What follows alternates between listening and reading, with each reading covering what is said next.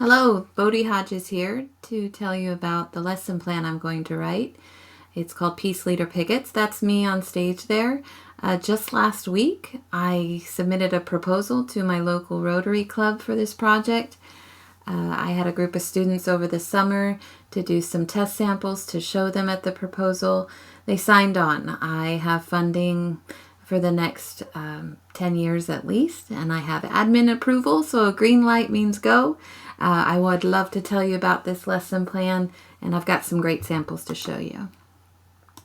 I work at a school, a very small school, elementary school, and I teach 3rd grade, but this lesson will be 5th grade.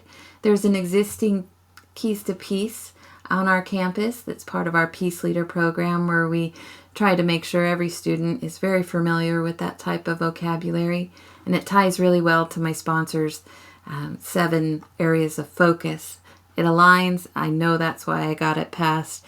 I hope to have an authentic voice from Rotary. I hope I have the chance to have someone come and talk to my kids about why they donated the money for this, why they think art's important in schools all around the world. I'm going to use authentic voices seen here, Sarah Ponce and Juan Pablo Reyes. These are 2 mural artists out of LA, California. They're part of what is known as Mural Mile. You go to this website to learn more. You can see many murals in downtown LA, one after the other. These 2 particular artists favor schools where they're bringing art on campus. And this young man has a great backstory that relates really well to my students. He is an immigrant, son of a family of 6 kids, and he is one that started out a little bumpy but got better as life went on, and he now employs his friends, getting them off the street and doing some really cool things.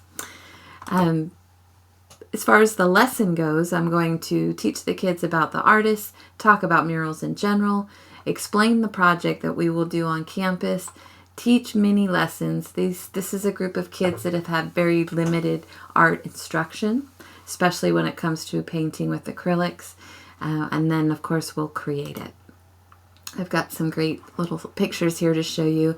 I line the kids up by height. We have a picket primed and sanded that's close to their height.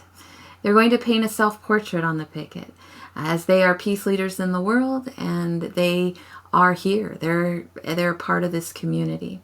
We match their skin tone. They cover every inch of the picket with paint of their choosing. We're not using commercial symbols. We're using bright clothing, peace symbols, things like that, because we've had a discussion about how important it is to be a good person versus wearing the right clothes. We've got my students lined up here. They're painting one side and the other. And this is what I just mounted on my sample pieces this week from Rotary, as they would love to have their name mentioned as part of the project.